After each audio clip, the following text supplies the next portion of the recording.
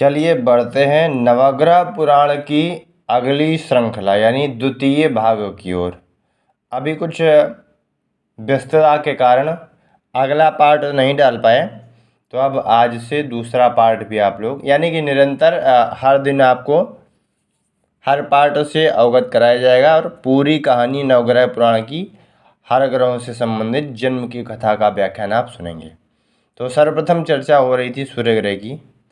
तो उसी श्रृंखला में आगे बढ़ने से पहले आप हमारे YouTube चैनल को अवश्य ही सब्सक्राइब कर लें और बेल आइकन को दबाना ना भूलें ताकि नए वीडियो की नोटिफिकेशन सबसे पहले आप सभी तक पहुंच सके। जय श्री हरिहर आप सभी को। तो देखिए अगला भाग, पुनः सृष्टि समय आसन्न होते ही उन्होंने अपनी योग निद्रा को विराम देकर अपने बाल मुकुंद रूप की भव्यता त्याग कर ब्रह्मांड युक्त विराट रूप धारण किया। महाप्रलय काल गर्भ में विलीन हुआ। सृष्टिकर्ता ने ब्रह्मा को अपने पुत्र रूप में अपने संकल्प द्वारा सृष्टि किया। ब्रह्मा ने आंखें खोलकर अपने सामने महोन्नत विश्व रूप धरे महाविष्णु को आश्चर्य से देखा। ब्रह्मा के आश्चर्य को समझकर विराट पुरुष ने कहा, कुमार, मैं श्री महाविष्णु हूँ, परब्रह्म हूँ, तुम ब्रह्मा हो। विश्व सृष्टि विन्यास हेतु संकल्प लेकर इस विराट पुरुष रूप में आविर्भूत हुआ हूँ। मेरे संकल्प संभान के रूप में तुम्हें सृजित किया है। ब्रह्मा ने असंकल्पित वचन कहे हाथ जोड़े। तुम्हारे संबोधन के अनुसार मैं ही तुम्हारा जनक हूँ। मैं विश्वकर्ता हूँ, विश्व भरता हूँ। इस महासृष्टि में तुम आदिज हो। धन्योस्मि जनक। मेरा कर्तव्य क्या है, निर्देशित करें। तुम्हारी सृष्टिकर्ता की पदवी है। इस विश्व में देव, दानव, गरुण, गंधर्व, किन्नर, किम पुरुष, खेचर, भूचर, जलचरादि जीव राशियों की सृष्टि होना है। इन्हीं रचनाओं के लिए तुम्हें सृष्टि किया है।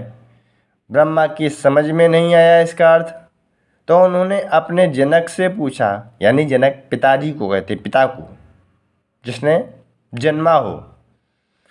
जनक से पूछा कि सृष्टि का अर्थ क्या है। विराट पुरुष ने हाथ उठाकर समझाते हुए कहा, सृष्टि 4 विधियों से विस्तारित होती है। संकल्प है,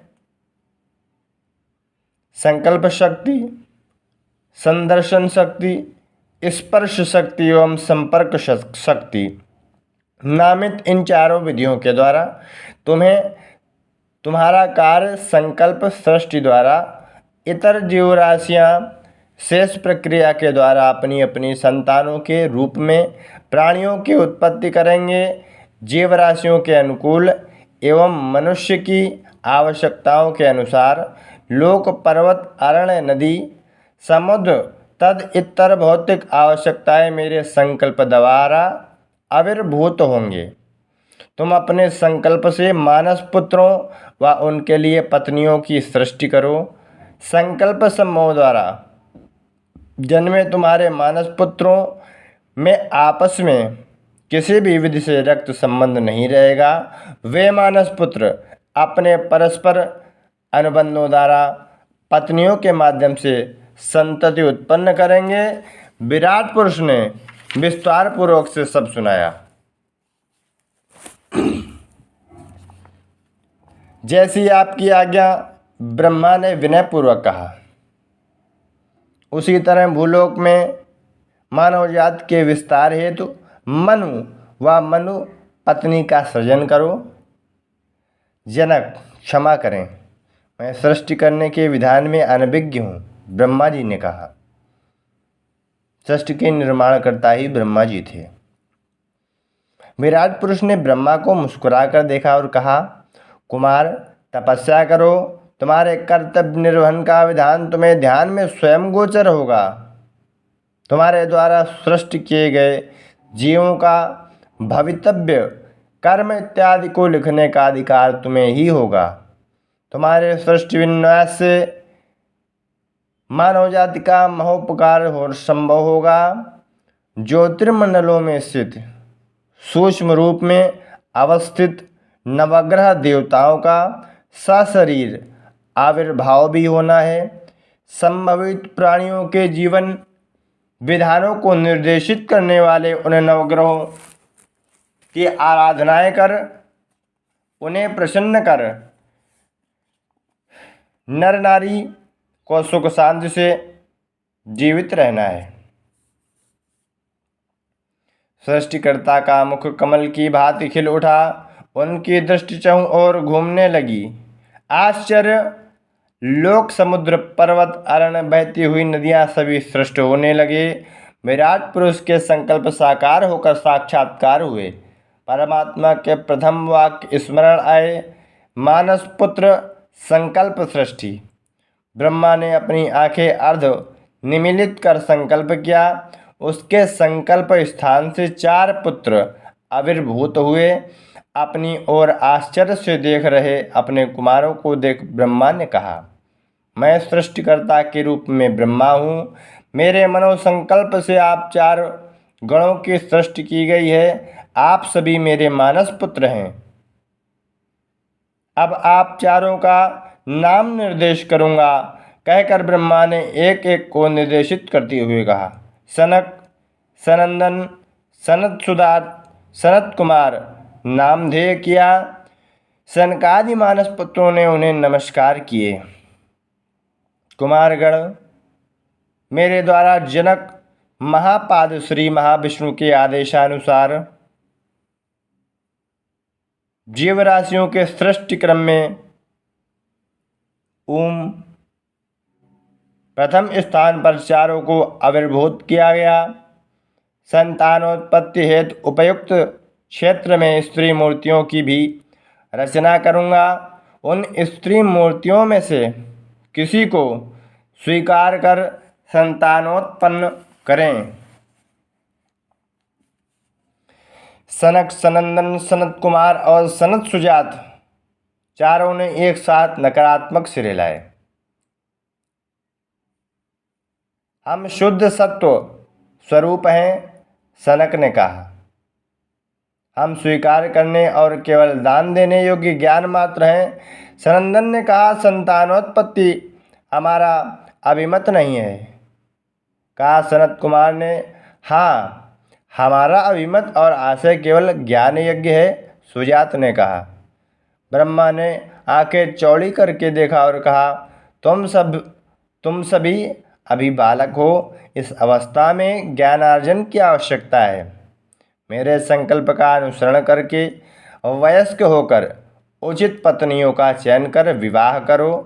बीच में ही सृष्टिकर्ता हम शाश्वत रूप से इसी शरीर में ऐसे ही रहकर बाल ब्रह्मचारियों के रूप में लोक का संचार करते हुए ज्ञान यात्रा करेंगे। क्षमा करें, सनक ने निष्कर्ष रूप में कहा। आश्चर्यित ब्रह्मा को चारों ने नमस्कार किया और घूम कर चले गए। अपने प्रयत्नों आदेश के आदि में ही अंतराय हो जाने से ब्रह्मा कुछ क्षण विचलित होकर आलोचनाओं में पड़ गया। परम ब्रह्म श्री विष्णु का संकल्प जैसे होगा वैसे ही घटित होगा सोचकर अपने आप को सांत्वना दी। इसे जनक का निर्देश मानकर प्रजोत्पत्ति में परिणित हो मानस पुत्रों की सृष्टि कार्य हेतु ध्यानस्थ हो गया। उसके हृदय में प्रणवनाद प्रतिध्वनित हुआ। मानस पटल पर कोई संकल्प रूप उभरने लगा। भ्रू मध्य भाग पर तर्जनी उंगली से स्पर्श कर ब्रह्मा ने धीरे से आँख खोली। उसके सामने एक के अनंतर एक 9 मानस पुत्र आविर्भूत हुए। उन्हें देख ब्रह्मा बड़ा ही आनंदित हुआ। आर्य, आप कौन हैं और हम कौन हैं? मानस पुत्रों ने पूछा। श्री महाविष्णु का ज्येष्ठ पुत्र हूँ, सृष्टि में आदिज सृष्टिकर्ता हूँ। अपना नाम ब्रह्मा बताकर अपने मानस पुत्रों को सारा विवरण देकर उनके नामकरण क्रमशः अत्रि, मारीच, भृगु, पुलस्त्य, पुलह, क्रतु, कर्दम, अंगिरस, वशिष्ठ निर्णीत किया। संकल्प संभावनाओं विश्व सृष्टि विन्यास प्रारंभ कर उस महत् कार्य के रूप में आप सभी को सृष्टि किया है। आप सभी ब्रह्म मानस पुत्रों के रूप में प्रख्यात होने के साथ आपके द्वारा देव, गरुण, गंधर्व, किन्नर, किंपुरुष, राक्षस आदि विविध प्राणियों की उत्पत्ति संभावित है। आपके निवास हेतु सभी के जीवन विकास हेतु यथानुकूल लोकों का उन लोकों में सभी साधनों के सदुपाय सिद्ध हैं। सुकाल में ही आप सभी को पत्नियां उपलब्ध होंगी। पत्नी यानी कौन पिताश्री? मरीच ने पूछा।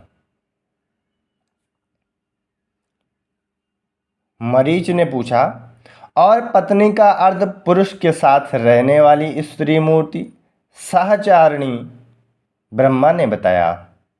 भृगु ने प्रश्न किया, वे स्त्री मूर्तियां आवश्यक हैं पिताश्री? आवश्यक हैं। संतान प्राप्ति के लिए प्रति प्राणी को स्त्री का साथ आवश्यक है। पत्नी परिग्रहण, संतान साफल्य, दाम्पत्य जीवन आदि सृष्टि के रहस्य हैं। क्रमानुसार यह सब आप सभी को सहज ही अवगाहित होंगे। ब्रह्मा ने बड़े सहज भाव से बताया। मानस पुत्रगण मौन होकर सुन रहे हैं। ब्रह्मा ने एक साथ सभी पर दृष्टि दौड़ाई। आपके द्वारा, आपके पुत्रों द्वारा इस जगत में एक महत्तर कार्य होगा। यह सत्य संकल्पवान मेरे पिताश्री विष्णु देवता का अनुशासन है। वह महत्व कार्य क्या है? कर्दम ने कौतूहल पूर्वक पूछा। वह महत् कार्य नवग्रहों का जनन होगा। अब देखिए, यहीं से नवग्रहों का जनन की कथा कहीं ना कहीं स्टार्ट होती है। ब्रह्मा जी ने मुस्कुराकर कहा, अंतरिक्ष के तेजोमंडलों में स्थित नवग्रह आप कुमारों की परंपरा में आपके पुत्र और पौत्र के रूप में सशरीर उसी तेज रूपों को लेकर जन्म लेंगे। सकल प्राणियों पर, विशेषकर भूलोक के वासियों मानवों पर उनका प्रभाव रहेगा। सूक्ष्म परिधि में विचारों और आलोचनाओं को स्थूल परिधि में आचरणों को निर्देशित करते हुए वह नवग्रह देवता मानव जीवन पर शासन करेंगे। मानव जाति के सुख, कष्ट, आनंद, वेदना, संवेदनाओं के लिए नवग्रह ही कारक होंगे। मानव उन नवग्रह देवताओं की आराधना कर उन्हें प्रसन्न कर सुख शांति प्राप्त कर सकेंगे। मानव जाति को आराधना करने का अवसर प्रदान करना ही श्री हरि की संकल्पना है। मानस पुत्र गण मंद मंद हंसते हुए सुन रहे हैं और आपकी जीवन साधना के लिए, जीव राशियों की सृष्टि के लिए अनुकूल प्राकृतिक स्वकर्म जगत नियामक के संकल्प से सर्वसिद्ध हैं। इच्छित प्रदेशों में आश्रमों की व्यवस्था कर विष्णु सेवा भाव से सतत संतानों की उत्पत्ति करें। सभी मानस पुत्र सविनय शीश झुकाकर एक दूसरे को देख रहे हैं। अब हमें क्या आदेश है? विचारों में लीन सहोदरों को विराम देते हुए वशिष्ठ ने पूछा।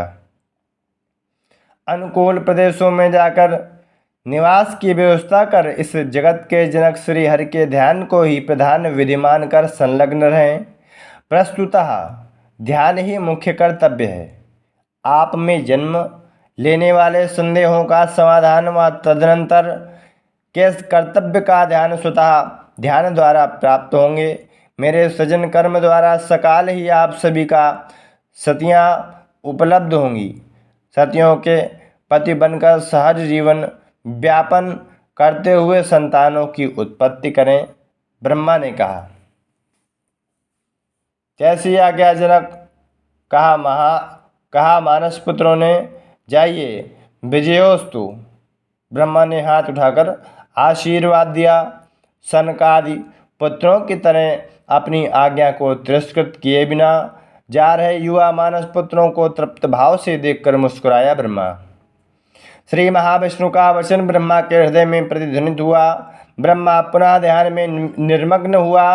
उसके सर्वस्व में ओंकार प्रतिध्वनित हो रहा था। ध्यान निष्ठा में लीन ब्रह्मा के दाहिने अंगूठे से एक पुरुष 25 वर्षीय युवा आविर्भूत हुआ। लाल वस्त्र धारित वह पुरुष ब्रह्मा को देखते हुए खड़ा है। बाएं अंगूठे से एक स्त्री भरपूर यौवन युक्त श्वेत वर्ण में आविर्भूत हुई। पुरुष के समीप खड़ी युवती भी ब्रह्मा की ओर ही देख रही थी। ब्रह्मा अपने ध्यान को विराम देकर उन दोनों की ओर देखते हुए मुस्कुराए। अपना परिचय सुनाकर पुरुष को देखते हुए कहा, कुमार, तुम मेरे मानस पुत्र हो। प्रजापतियों की श्रेणी में तुम्हें सृजित किया है। तुम्हारा नाम दक्ष प्रजापति है। आप देखिए यहाँ से दक्ष प्रजापति की कथा की, यानी सृष्टि के निर्माण की कथा इसको बोल सकते हैं। नवग्रह निर्माण की श्रृंखला में है। तो धन्योस्मि जनक, दक्ष ने नमस्कार कर कहा। ब्रह्मा के दृष्टि युवती की ओर घूमी। कल्याणी, तुम्हारा नाम ध्येय प्रसूति है। दक्ष पत्नी के रूप में सृष्टि किया है तुम्हें। आज्ञा कहें। प्रसूति ने दक्ष के और समीप आकर खड़ी हो कहा। दक्ष, प्रसूति से पारिग्रहण करो, यानी विवाह करो। ब्रह्मा ने दक्ष प्रजापति को आदेशित किया। दक्ष ने प्रसूति का हाथ अपने हाथों में लिया। बहु संतान प्राप्तिरस्तु, ब्रह्मा ने ऐसा आशीर्वाद दिया। पीछे घूमकर जाते दक्ष दंपत्ति को क्षण भर देख मुस्कुराकर पुनः ब्रह्मा ध्यान योग में डूब गया। उनके दोनों हाथ उनकी गोद में हैं। उनके होठों को चीरते हुए ओंकार नाद दसों दिशाओं में व्याप्त हो दिव्य रागों को ध्वनित कर रहे हैं। ब्रह्मदेव की गोद में एक बालक प्रत्यक्ष हुआ। ब्रह्मा ने आंखें खोलकर देखा। गोद में बालक को देखकर मुस्कुराए। बालक के नन्हे होठ कमल की तरह खिल उठे। वह नन्हा बालक मुस्कुराते हुए नारायण बोल पड़ा। ब्रह्मा ने अपने दोनों हाथों से बालक को उठाकर अपने सामने खड़ा किया। बालक नन्ही मुस्कुराहट बिखेर रहा है। उसी को देखते हुए कुमार, तुम्हारा नाम नारद है। ब्रह्मा ने मंदहास किया।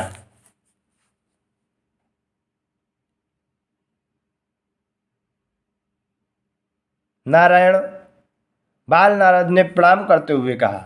ब्रह्मा एकटक नारद कुमार को देखते रह गए। देखते देखते ही नारद 25 वर्ष का वयस्क हो गया। तुम मेरे मानस पुत्र हो, ब्रह्मा जी ने कहा। नमो नमः।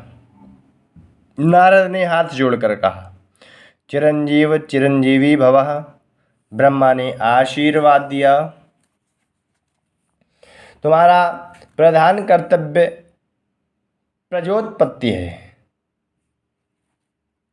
मेरे सृष्टि कार्यक्रम के निरंतर सृजन द्वारा सुंदर कन्याओं का आविर्भाव होगा। इष्टानुकूल वनिता का चयन कर साधर्मणी के समान स्वीकार कर उसके साथ दाम्पत्य धर्म का निर्वाह करो। संतानोत्पत्ति कर तुम्हारे इस पिता का ऋण चुकाओ।